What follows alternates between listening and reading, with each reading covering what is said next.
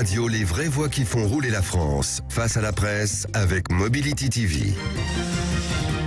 Bonsoir, chaque jeudi soir, Sud Radio roule jusqu'à 20h avec Mobility TV et avec vous au 0826 300 300, c'est le numéro du standard de Sud Radio. Arthur vous y attend ce soir, nous allons débattre avec vous autour de la voiture et de la mobilité. Je vous présente sans plus tarder nos experts qui vont échanger, commenter, analyser nos vraies voix. Guillaume Carbrat, directeur associé chez TNP Consultant, bonsoir. Bonsoir. Bonsoir à vous, Richard de Cabrol est avec nous, directeur du Grand Prix ACF Autotech, bonsoir. Et Guillaume Crunel qui a pris un abonnement. On est ravis, associé automotive et mobility leader au cabinet de conseil de Loat.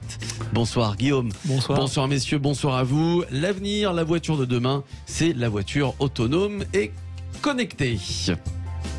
Alors, cette voiture, justement, on va en parler jusqu'à 20h. Alors, à l'image de la série K2000, on a tous vu la série K2000, on entend le générique, voilà. Elle s'appelait Kit, cette voiture, rappelez-vous. C'était une voiture intelligente. Eh bien, Apple veut lancer sa première voiture autonome, par exemple, dès 2025.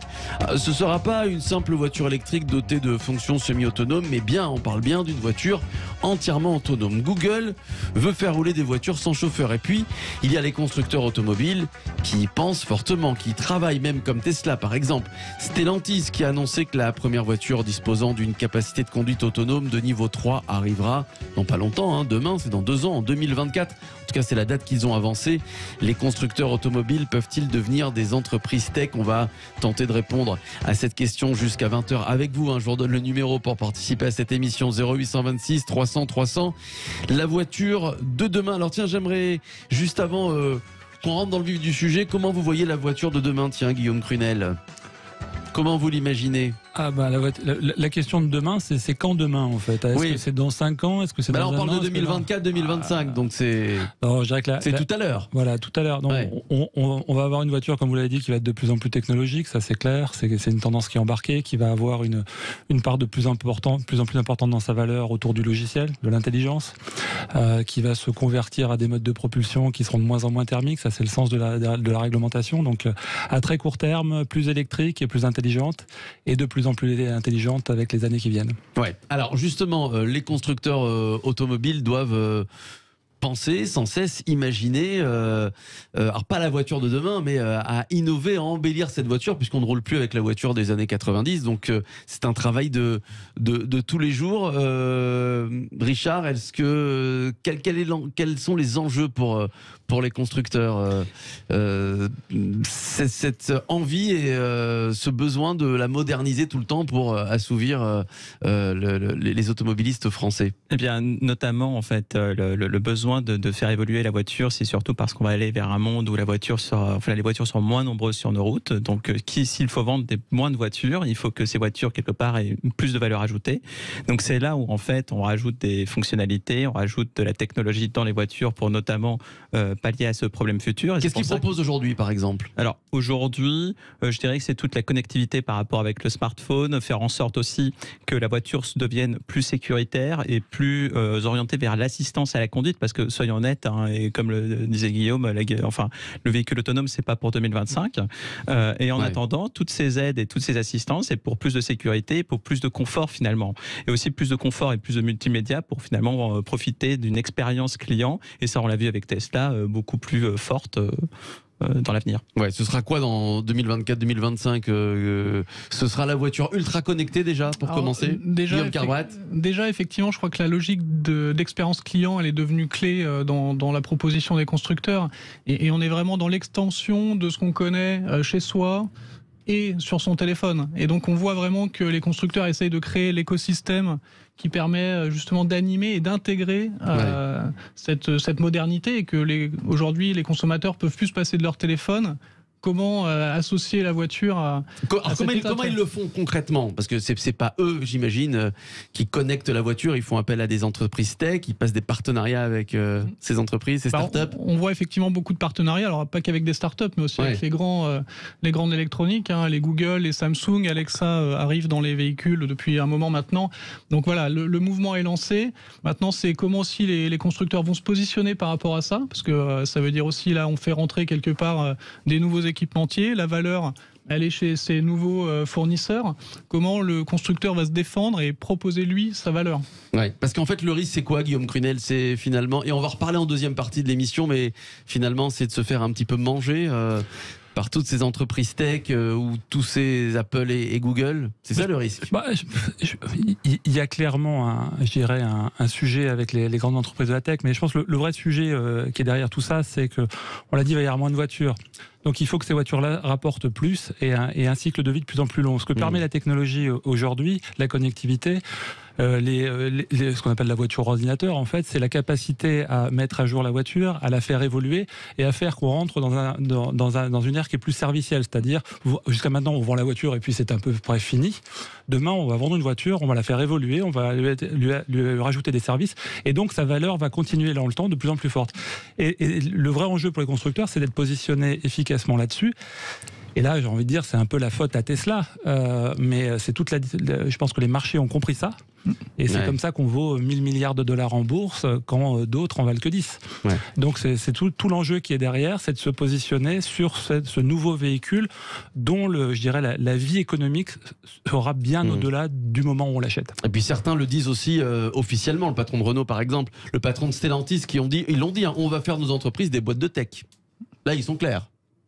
Ça, on voit bien, notamment avec des initiatives comme la Software République, qui regroupe notamment le groupe Renault et aussi d'autres acteurs de la tech, justement parce que c'est une question aussi d'association. Ils veulent développer de nouvelles choses et avec des acteurs qui ne sont pas comme ADN, je dirais, l'automobile, pour justement apporter un savoir-faire qui n'était pas le leur jusqu'à présent. Et donc, comment ça se passe? Il faut recruter. Donc, il faut recruter des ingénieurs spécialisés. Il faut investir. Alors, quand on veut se transformer en boîte de tech, il faut investir, il faut s'associer, puisqu'effectivement, il y a quand même deux modèles un peu différents. Les boîtes de tech sont des modèles très peu capitalistiques. Les sociétés automobiles sont des modèles à très forte de manière capitalistique. Et pour notamment produire tout cet habitacle, l'environnement de bord, qui sont quand même leur savoir-faire. Et ça, c'est un savoir-faire qui, je pense, va perdurer dans le temps. On le voit avec les constructeurs de navettes autonomes qui sont très soft. Et bien leur habitacle, leur environnement de bord, et on sent des quelques lacunes. Moi, je me souviens autrefois, au tout début de Tesla, où les gens claquaient la porte en disant « j'ai l'impression que je claque la porte d'un frigo ». Donc, il y a ce savoir-faire qui peut être complété, et je pense que des initiatives comme cette Software République sont justement là pour intégrer plus de soft en embarqué, soit en recrutant effectivement, mais soit aussi en s'associant à des sociétés qui sont nativement orientées vers la tech, vers le software. Oui, voilà. Alors, on va continuer d'en parler dans quelques minutes. Sujet passionnant, les vraies voix qui font rouler la France jusqu'à 20h. Les constructeurs automobiles peuvent-ils devenir des entreprises tech? On débat autour de cette question. Dans la deuxième partie, on viendra sur les projets de voitures autonomes d'Apple et de Google. Voilà, on essaiera d'en savoir un petit peu plus. À tout de suite, donc, sur Sud Radio, avec nos experts et invités Guillaume Carbrat, Guillaume Crunel et Richard de Cabrol. À tout de suite. Sud Radio, les vraies voix qui font rouler la France. Face à la presse avec Mobility TV. L'automobile et la mobilité, il en est question jusqu'à 20h. Les vraies voix qui font rouler la France, c'est avec Mobility TV. Nos vraies voix, nos experts du jour, Guillaume Carbrat, directeur associé chez TNP Consultant, Richard de Cabrol, directeur du Grand Prix SCF Autotech, et Guillaume Crunel qui est avec nous, associé automotive et mobility leader au cabinet de conseil Deloitte. Les constructeurs automobiles peuvent-ils devenir des entreprises tech? On débat autour de cette question avec vous, messieurs, et avec Vincent qui est avec nous, 0826 300 300. Bonsoir Vincent. Bonsoir. Comment ça va Vincent? Ça va. Bon, vous nous appelez d'où? D'Agde. Bon, très bien, bienvenue Vincent.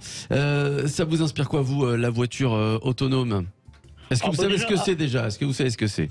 Déjà, on peut déjà parler déjà que ce qui existe déjà avant déjà, on va dire que déjà, d'un point de vue technique, on peut déjà faire voler des avions civils, commerciaux civils. Ouais. On peut voler et atterrir tout seul sans... bon, on laisse un pilote dedans, mais techniquement, c'est déjà possible de les faire voler sans... oui, c'est vrai. Sauf qu'il y a quand même un pilote à l'intérieur. Non, mais c'est obligé. Ils sont obligés, légalement, c'est obligé, mais techniquement... techniquement, c'est possible. Non, mais vous avez raison. Vous avez raison. Techniquement, c'est déjà tout est possible. Il y a, je crois, il y a déjà 10 ans, en laboratoire, il était déjà possible de faire un bus. Vous savez, les bus pouvaient déjà arriver à faire circuler en voiture. Donc déjà, c'est des technologies qui, entre guillemets, existent, mais le problème, c'est qu'au point de vue technique et technologique, disons que c'est trouver des microprocesseurs à mon... Ouais, ça coûte de l'argent, il faut que ça marche et surtout il faut que les Français soient prêts. Est-ce que vous êtes prêts? Voilà. Et après je vais donner la parole à nos experts à conduire une voiture autonome, à faire confiance à un logiciel en fait. Vous y êtes prêts ou pas de ça? Je pense que déjà on est déjà prêt parce que déjà tous ceux qui ont des smartphones avec les GPS, ils se font déguiser déjà par un truc après on est toujours moi à un moment donné je suis passé d'une boîte mécanique à une boîte automatique. Bon, c'est déjà on va dire, mais déjà c'est un confort, déjà c'était un confort, mais après je veux dire chaque à un moment donné il va y avoir la question, ça va toujours être la question qu'est-ce qu'on laisse, et puis à un moment donné il y aura aussi ce fossé, c'est qu'à un moment donné quand vous circulez avec des voitures entièrement automatiques, si vous laissez toujours en circulation des voitures qui seront entre guillemets avec un pilote à l'intérieur, s'il y a un accident que vous avez une petite voiture automatique qui vont discuter entre elles vont pouvoir gérer entre elles. Par contre, celui qui va être, peut-être que ça va être la voiture qui va être. Ouais. Alors, vous parlez de la sécurité, une question d'assurance. Guillaume Crunel, c'est important quand on parle de voitures autonomes. Déjà, il y a la confiance. Est-ce que les Français font confiance à ces voitures autonomes? Et c'est vrai, alors comment ça se passe en cas d'accident? C'est à qui la faute? À la faute du logiciel? Ça sera le régulateur, le législateur qui le décidera. Donc, voilà. Maintenant, est-ce qu'ils font confiance? Est-ce qu'ils font confiance à quelque chose qui n'existe pas aujourd'hui, qu'on ne peut pas acheter? Donc, voilà, j'ai pas la réponse là-dessus. Nous, ce qu'on sait, quand on interroge, on l'a fait dans les années précédentes, les gens sur leur appétence, est-ce qu'ils ont envie finalement d'avoir ce genre de choses? La réponse elle est assez équilibrée. Il y a ce qu'on appelle les early adopters qui se disent tiens, ça doit être intéressant, donc à peu près un tiers finalement. Il y en a qui disent moi je veux pas être conduit par une machine. Peut-être qu'ils aiment bien conduire aussi, ils ont le droit.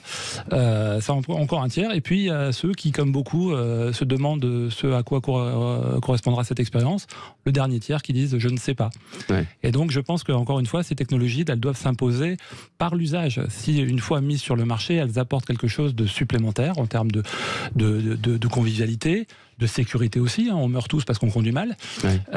Donc voilà, c'est ça l'enjeu, c'est que la technologie s'impose par l'usage. Alors, la voiture autonome connectée, c'est pour ultra connectée, c'est pour très très bientôt. Que proposent Apple et Google? Apple qui veut lancer sa première voiture autonome dès 2025, entièrement autonome, et Google qui veut faire rouler des voitures sans chauffeur. Guillaume Carbrat, est-ce que c'est crédible? Dans l'horizon de temps dont on parle, c'est quand même assez ambitieux, on va dire. Donc bon, à moins qu'ils nous cachent des projets très avancés, bon, peut-être. Apple est très discret, donc on ne sait pas. Après, ce qu'on sait, c'est que l'environnement du régulateur, il n'est pas encore tout à fait prêt pour accueillir massivement ces initiatives. Donc là, va falloir voir dans certaines villes des États-Unis, dans certains États, il y a un petit peu de possibilités, mais en Europe, on n'en est pas encore là. Donc là, va falloir se poser la question de quels produits ils vont mettre à disposition du public européen. Richard de Cabrol, alors quand ça arrivera, ces voitures connectées, alors peut-être pas à l'horizon 2024-2025, qu'est-ce qui va se passer pour les constructeurs automobiles? Est-ce qu'à terme et à long terme, sur du long terme, ils vont se faire un peu manger par Apple, Google, par les GAFA, quoi? Je pense que les constructeurs ont, comme on l'a dit tout à l'heure, ont pris un petit peu la mesure du changement en voulant s'orienter vers la tech et le développement. Ils l'ont pris trop tard ou pas? Alors trop tard, pas forcément, non. Déjà parce que, comme l'a dit Guillaume, le législateur va pas permettre potentiellement les véhicules autonomes à être tout de suite sur les routes dès 2025. Peut-être dans des régions spécifiques tests aux États-Unis, c'est possible. Ça, ils sont toujours un peu en avance là-dessus dans ces pays. En France, ça m'étonnerait beaucoup. Non, je pense qu'ils n'ont pas forcément pris le virage trop tard. Ils s'en rendent compte que quelque part qu'ils ont besoin de rattraper certaines compétences dans la tech et dans l'autonomie et dans toutes ces technologies qui doivent s'ajouter à la voiture. Maintenant, je pense que le défi, ça sera surtout de les monétiser. À quel point l'utilisateur va être prêt à payer pour ces véhicules. Au début, on peut penser effectivement, comme l'a annoncé Google, peut-être dans un usage plutôt partagé de taxi autonome, où là, du coup, le coût serait partagé entre les utilisateurs. Mais individuel, ça serait très très dur à imposer. Donc le véhicule individuel, je pense, a encore de beaux jours devant lui, surtout qu'on ne vit pas tous dans un environnement parisien avec un véhicule qui effectivement peut du coup se rentabiliser par un usage assez intense, et les constructeurs de ce point de vue n'ont pas pris le virage trop tard. Ils peuvent encore contenter une majeure partie de la population. Ils ont encore de belles années devant eux et de quoi petit à petit se transformer. Combien ça peut, on parle de prix là, mais on n'a aucune idée, enfin moi en tout cas j'ai aucune idée de la fourchette, combien ça coûte ou ça coûtera, vous le savez Guillaume Crunel, une voiture autonome? Combien ça pourrait coûter je veux dire, le problème des véhicules, c'est le nombre de véhicules qu'on produit sur la base technologique qu'on a construit. Donc si on vend beaucoup de véhicules, ça baisse. Si on en vend peu, ça coûte très cher. Bon, c'est ce qui va commencer par se passer. Donc on va être sur des véhicules qui seront de toute manière, qui arriveront tardivement sur le marché, qui seront très élitistes en termes de voitures individuelles. Moi, je peux juste vous dire que, me semble-t-il, à court terme, en tout cas moyen terme, on sera sur des véhicules qui seront de l'ordre de l'exception. On a publié une étude ce matin sur les appétences des consommateurs automobiles. La question alors pose combien vous voulez bien payer en plus dans votre véhicule pour avoir un certain nombre de technologies, dont des technologies autonomes. Ceux qui sont prêts à payer plus de 2000 €, c'est 3% de la population française. Donc, quel que soit le prix du véhicule autonome, on n'y est pas aujourd'hui. Voilà. Bon. Et sur la fourchette, c'est-à-dire pour que les Français comprennent bien quand on parle d'une arrivée en 2024-2025, et vous avez raison, c'est ambitieux, mais après avec les transformations et pour que petit à petit ça se démocratise et que les prix baissent, il faut compter quelle fourchette, combien d'années, une quinzaine d'années par exemple. Juste pour parler de coût, le lidar qui est au-dessus des véhicules Google coûte 80 000 $. Ah oui. Donc alors, Valeo a une version plus petite, beaucoup plus accessible à quelques milliers d'euros. Et pour vous donner une idée quand même, à 90 000 $, on va dire l'équipement unique plus la voiture, on est sur du taxi. On n'est pas sur du véhicule personnel. Donc la voiture autonome sur du véhicule personnel pour une majorité de Français, c'est dans très très longtemps. C'est ce que vous dites, Guillaume Carbrat. Bon, effectivement, dans un horizon de temps quand même un petit peu... Puis il y a déjà le parc automobile aujourd'hui qu'il faudra changer. Donc on met à peu près 15 ans à faire tourner un parc entier. Donc avant que les gens aient les moyens, le parc, on va dire, se renouvelle, on est sur 15-20 ans. Richard de Cabrol, est-ce qu'on peut imaginer que demain, on ne passe plus par les constructeurs et on achète par exemple notre voiture sur Amazon ? On la commande en un clic Ah oui, ça, la commande de véhicules en ligne, ça c'est clairement... ça existe déjà, oui, on peut la commander... Mais vous parlez de l'achat de voiture. Ouais, voilà, l'achat de voiture. Oui, l'achat de voiture, plus par les GAFA que par les constructeurs. Alors, on peut passer. Je pense qu'effectivement, Amazon s'y mettra. Ça, c'est certain. C'est une marketplace. Il y a déjà des marketplaces qui existent et qui sont très performantes, dont je ne dirai pas le nom à l'antenne, d'achat de véhicules en ligne, d'occasion ou neuf, et qui fonctionnent très bien et qui sont très compétitifs par les prix par rapport aux concessionnaires. Donc, j'ai envie de dire que ça, cette évolution, on est déjà dedans. C'est pas quelque chose du futur. On est dedans. On achète sa voiture en ligne maintenant, de plus en plus. Et il y a de moins en moins d'opportunités finalement pour les concessionnaires du coup de vendre leur voiture dans nos rues. Guillaume Crunel aussi, ce qui va changer, et tiens, j'aimerais bien avoir votre avis aussi. Il y a des métiers qui vont changer, non, chez les constructeurs automobiles avec la voiture autonome, ultra connectée, intelligente, des types de métiers qui vont devoir être remplacés. Je pense que ce qu'il faut voir, c'est que jusqu'à maintenant, on a bâti l'excellence et la supériorité européenne de l'automobile sur une chaîne de traction et un moteur thermique. Donc on est organisé comme ça. On a une excellence opérationnelle et des techniciens fantastiques qui sont capables de produire ces voitures-là. Et ça, c'est une bonne partie de la valeur du véhicule. Demain, on remplace ça par des batteries et du logiciel. Donc il faut remplacer les uns par les autres à terme. C'est ça l'histoire. Donc la question, elle se pose vraiment de deux manières. La première, c'est comment j'attire un certain nombre de talents, de compétences, justement comme l'évoquait Richard, pour pouvoir, je dirais, fueler ces besoins en tech. Et là, ce qui est assez intéressant, c'est qu'on n'est plus seulement en compétition avec les autres constructeurs, mais on est en compétition avec tout le monde de la technologie globale, donc très difficile.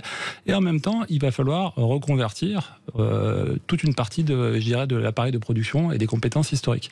Donc c'est un double challenge qui est là aujourd'hui en train de prendre en étau les constructeurs traditionnels. Alors justement, ces nouveaux métiers, on va en parler dans quelques minutes sur Sud Radio, les vraies voix qui font rouler la France, avec Clément Ulry qui va nous rejoindre de la start-up Le Wagon. C'est une start-up qui apprend en ce moment au monde entier à coder. Il forme à ces nouveaux métiers qui vont prendre de l'ampleur et qui vont prendre justement le relais chez les constructeurs automobiles pour créer ces voitures autonomes et ultra connectées.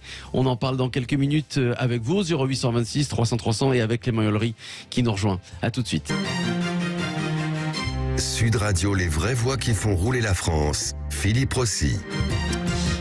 Avec Mobility TV jusqu'à 20h, les vraies voix qui font rouler la France sur Sud Radio avec Guillaume Carbrat, directeur associé chez TNP Consultant. Richard de Cabrol est avec nous, directeur du Grand Prix ACF Autotech, et Guillaume Crunel, associé Automotive Mobility Leader au cabinet de conseil de Deloitte. Je vous propose d'accueillir tout de suite Clément Ulry. Bonsoir.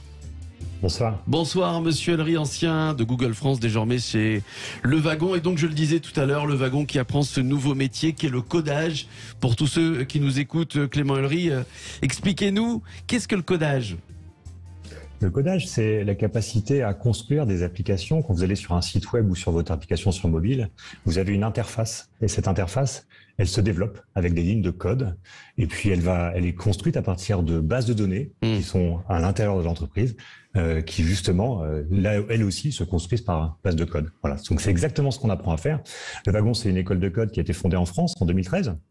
Puis une école de sciences des données, vous savez, ces analyses de données et ces projections qu'on peut faire grâce aux données, et qui a formé 14 000 personnes dans le monde aujourd'hui dans 25 pays sur ces sujets, ces métiers actuels et d'avenir. Alors qu'on comprenne bien, si ça intéresse le codage, est-ce qu'il faut avoir une formation de base, par exemple, ou est-ce que n'importe qui peut apprendre à coder ? C'est exactement ce qui fait la beauté de ces métiers et de la méthode unique du Wagon, en fait. C'est que c'est qu'en 9 semaines, avec un bagage qui est la motivation, et ben en fait, on peut sortir et on sort développeur ou junior data scientist, comme on dit, qui sont ces métiers, encore une fois, très en demande. Et on a un emploi dans pratiquement 100% du temps en 3 mois. C'est ça la beauté de ces métiers très en demande et de la méthode que nous avons mis en place, qui s'appelle la méthode Bootcamp, qui est très intense. Qui 400 est heures, c'est ça 400 heures, exactement. 400 heures, donc c'est 9 semaines, 9-10 semaines. C'est intensif. Oui, c'est intensif. Bon. Comment on arrive à former justement les bons ingénieurs qui, alors, à l'avenir, vont pouvoir faire et savoir faire des voitures tech, puisque c'est l'objet de notre émission ce soir. Clément. Et ben justement, en fait, la partie qui travaille avec les entreprises du Wagon, que je dirige, on est contacté par les constructeurs automobiles et on travaille avec eux pour justement permettre la montée en compétences et la reconversion des employés de ces entreprises qui sont, il faut être clair, les acteurs automobiles font face à la transformation sûrement la plus profonde et la plus rapide qu'une industrie ait eu à réaliser de l'histoire. La transformation en véhicules connectés, véhicules autonomes, qui demandent du coup une intensité technologique et d'usage des données qui est extrêmement intense. Ça, comme vous l'avez très bien dit juste avant mon intervention, ça nécessite un transfert, une montée en compétence sur ces nouveaux sujets. Et c'est exactement ça qu'on fait avec eux. C'est pour chacun des profils construire les chemins de carrière qui permettent d'évoluer vers ces nouveaux métiers et ces nouvelles compétences qui vont permettre justement à ces constructeurs de développer les technologies et les véhicules qu'on va pouvoir conduire ou pouvoir occuper demain. C'est exactement ça. Donc, Richard de Cabrol, en fait, finalement, et à l'avenir, il y aura peut-être plus autant de partenariats avec ces entreprises tech pour les constructeurs automobiles, mais ils vont recruter donc ou une majorité qui ont été formés par le Wagon. Alors, il y a déjà des personnes recrutées dans le domaine du dev et du code chez les constructeurs automobiles. Donc, je pense que cette tendance va effectivement s'accroître, mais ne va pas pour autant diminuer la part de collaboratif, parce que j'ai envie de dire, l'innovation aujourd'hui, c'est beaucoup de collaboratif, c'est beaucoup d'open innovation, c'est travailler en écosystème. Donc, oui, ça va recruter plus. Oui, il y a clairement une pénurie qui fait que les salaires sont plus chers, et comme le disait Guillaume, il y a une compétition avec les acteurs de la tech qui sont moins capitalistiques, donc ils peuvent payer plus cher leurs acteurs de la tech. Et d'ailleurs, c'est ce qu'on voit aussi dans le Grand Prix ACF Autotech. Jusqu'à cette année, nous n'avions pas d'école partenaire de dev. Aujourd'hui, on a Epitech qui est devenu partenaire parce que justement, on essaie de faciliter même l'accès aux startups à ces compétences. Il n'y a pas que les constructeurs qui ont des problèmes pour accéder à ces compétences, les startups en ont aussi. Qu'est-ce que ça vous inspire, tiens, l'un et l'autre, Guillaume Carbrat, ces années de formation intensive pour... c'est clair qu'aujourd'hui, pour construire les nouvelles voitures, les voitures de demain. Le réseau d'écoles d'ingénieurs, quand même, qui est particulièrement efficace et performant en France, va être au cœur de ces enjeux. Et aujourd'hui, permettre, par rapport à des pays comme la Chine, comme l'Inde, qui forment des bataillons d'ingénieurs chaque année, ça va être l'excellence française, de l'ingénierie française, qui va permettre aussi de se différencier. Ouais. Et donc là, c'est au cœur de l'enjeu. Tiens, justement, je vous donne la parole dans un instant, Guillaume Crunel. Clément Ellery, comment on se positionne, nous, en France, par rapport aux autres pays étrangers et donc par rapport à la Chine, si on peut se comparer, se mesurer à la Chine? En fait, il y a une course très forte à la montée en compétences et au recrutement de ces ressources. Et je pense que ce phénomène est mondial. Évidemment, il est chaque entreprise est en concurrence pour l'accès à ces ressources très, très demandées. La France a commencé peut-être un peu plus tard quand je regarde par rapport aux autres pays dans lesquels on opère, mais il y a une très forte accélération sur ces sujets désormais. Le vrai sujet, c'est vraiment en fait comment on permet aux entreprises originellement non technologiques d'accéder et d'être compétitif sur ce marché très compétitif justement qui est l'accès au talent et le développement des ressources et des compétences ingénierie, développeurs et analyse de données. Ouais. Vraiment. Guillaume Grunel. Moi, je pense qu'il faut quand même reconnaître que nos ingénieurs français font partie des meilleurs au monde et sont reconnus dans beaucoup de pays. Donc, il suffit d'aller dans la Silicon Valley, vous allez voir que les ingénieurs français sont très très demandés, y compris dans la mobilité, y compris dans des technologies qu'on est en train de regarder qui vont construire les voitures de demain. Donc, c'est une fierté, c'est quelque chose qu'il faut encourager. Il y a une question de qualité, maintenant il y a une question de volume. Il va falloir en avoir plus. Aujourd'hui, c'est bien d'être très fort, mais il faut être très fort et beaucoup. Donc c'est ça l'enjeu, là, c'est ce qu'on appelle la scalability du modèle, c'est la capacité à avoir demain produit chez nous, en France, ces ingénieurs de qualité pour alimenter des modèles, des voitures de demain qu'on construira si possible aussi dans ce pays. Enfin, c'est quand même un des enjeux à venir pour les prochaines années. Et pour le coup, on disait on a peut-être pétrole, on n'a pas de batterie, mais des cerveaux d'ingénierie, on en a. Donc ça, il faut vraiment mettre le paquet là-dessus. Ouais. Alors sur la voiture de demain, évidemment, la voiture, on l'utilise aujourd'hui et quasiment que pour ça, pour aller d'un point A à un point B, pour conduire. En fait, finalement, avec la voiture de demain, on conduira, mais on fera beaucoup d'autres choses dans sa voiture que de conduire. Alors, je dirais que le conducteur devra quand même garder encore ses mains sur le volant pendant un petit moment. Ouais. Donc, je pense que ça sera plutôt un plaisir pour les passagers. On peut tout à fait s'imaginer, j'ai vu des sociétés qui faisaient ça, par exemple, un écran télé pour la place du passager avant, qui permet au conducteur, notamment, de ne pas pouvoir voir ce qui se passe dessus, pour ne pas qu'il soit distrait. Donc, typiquement, ce sera plus pour les passagers, tout l'entertainment de la voiture, plus que pour le conducteur dans les prochaines années. D'accord, donc par exemple aujourd'hui on a un téléphone, mais c'est vrai que bon, à part téléphoner, on passe sa vie sur son téléphone parce qu'on peut faire des milliards de choses. On a le temps encore pour la voiture. Le téléphone va prendre de plus en plus de place, donc notamment dans l'aide à la conduite. Et se connecter à la voiture. Clément Ulry, comment vous voyez l'avenir vous de Le Wagon et de votre formation et surtout l'avenir du codage? Est-ce que ça va changer? Parce que ça change chaque année, ça va très vite, les systèmes de codage. Vous l'avez dit, ce sont en effet des compétences qui sont évolutives. Et donc, premièrement, quand vous parlez de l'avenir du wagon, les opportunités sont massives d'accompagner. Il y a beaucoup de demandes de personnes qui veulent être formées sur ces nouveaux métiers et beaucoup de demandes d'entreprises qui souhaitent embaucher ces ressources ou les développer en interne. Donc, on a de grands espoirs pour la suite. Et oui, en effet, ces compétences sont évolutives. Et en fait, le but, c'est que l'éducation et le développement de compétences, aujourd'hui, il sera en fait tout au long de la vie. Et donc, c'est exactement ça que ces métiers vont requérir d'autant plus. Ça coûte combien? Quel est le salaire d'un codeur aujourd'hui? Le salaire d'un codeur aujourd'hui, en entrée, en sortie de nos formations, c'est aux alentours de 40 000 € par an. D'accord, donc en fait, ma question, c'est est-ce que ces nouveaux métiers vont coûter plus cher aux constructeurs? Oui. Ce sont des métiers beaucoup plus chers. En effet en tension et donc la question c'est surtout le retour sur investissement de ces ressources. En fait, c'est ça le vrai sujet et la transformation des entreprises, notamment d'automobiles, passe par le recrutement de ces profils. C'est exactement comme ça que les technologies seront développées et que ces véhicules de demain seront développés et nous permettront de développer de façon plus sécurisée, plus rapide, etc.